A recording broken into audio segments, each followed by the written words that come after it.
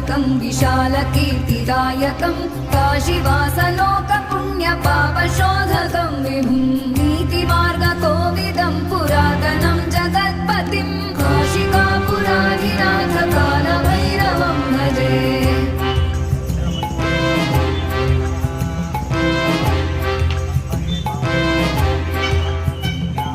कालभैरवाष्टकं पठन्ति